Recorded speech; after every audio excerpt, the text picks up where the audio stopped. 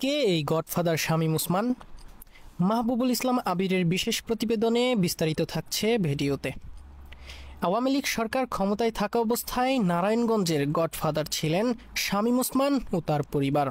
নারায়ণগঞ্জ ৪ আসনের সাবেক সংসদ সদস্য ছিলেন শামীম ওসমান। সর্বমহলেই তার একচ্ছত্র নিয়ন্ত্রণ থাকত। যে কেউ তার মতের বাইরে গেলেই তাকে নানাভাবে হুমকির শিকার হতে হতো। নিজ দলীয় নেতাকর্মী থেকে শুরু করে প্রশাসনের কর্মকর্তারাও তার আক্রোশ থেকে বাদ যায়নি। শামীম ওসমানের অন্যতম একজন খলিফা ছিলেন নারায়ণগঞ্জের সাবেক কাউন্সিলর মতিউর রহমান মতি।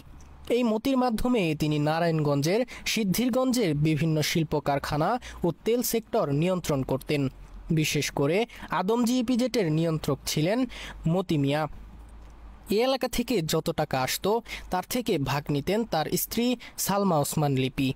অন্যদিকে শহরের মাঝদই এলাকার নিয়ন্ত্রণ ছিল তার ছেলে অয়ন ওসমানের হাতে। ছাত্রলীগের মহানগর সাবেক সভাপতি হাবিবুর রহমান রিয়াদ ও জেলা সাবেক সাধারণ সম্পাদক আশরাফুল ইসলাম রাফেল অয়ন ওসমানের খলিফা রূপে আবির্ভূত হয়। অয়ন ওসমানের পক্ষ হয়ে বিভিন্ন সেক্টর নিয়ন্ত্রণ করত এই দুইজন। নারায়ণগঞ্জের বিভিন্ন জায়গার চাঁদার টাকা ভাগ করে নিত অয়ন ওসমান। গত ১৫ বছরে টাকার কুমির হয়ে ওঠে শামীম ওসমান ও তার পরিবার। ২০২৪ সালে হলফনামায় শামীম ওসমান নিজেকে একজন ব্যবসায়ী হিসেবে পরিচয় দেয়। তার মোট ব্যবসা প্রতিষ্ঠান ৫টি। জ্বালানি তেল আমদানি পরিবহন ও সরবরাহকারী প্রতিষ্ঠান messrs Z N corporation, Z N shipping lines limited, Maisha enterprise limited, Khan brothers infotech ও উইসজম নিটিং মিলসকে ব্যবসা। নারায়ণগঞ্জের পরিবহন খাতেও একচ্ছত্র মাফিয়া ছিল শামীম ওসমান। নারায়ণগঞ্জ থেকে যাতায়াতকারী সকল পরিবহনেই চাঁদা দিতে হতো শামীম ওসমানকে।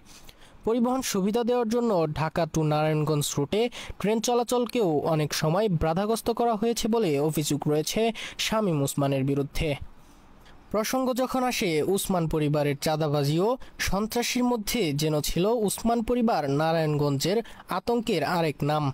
খেলা হবে বলা সেই শামীম ওসমান সময়ের মারপ্যাচে এখন আর নেই, মুক্ত হয়েছে নারায়ণগঞ্জ। কিন্তু আদৌ কি মুক্ত হয়েছে নারায়ণগঞ্জ? আদৌ কি সন্ত্রাস মুক্ত হয়েছে এই নারায়ণগঞ্জ?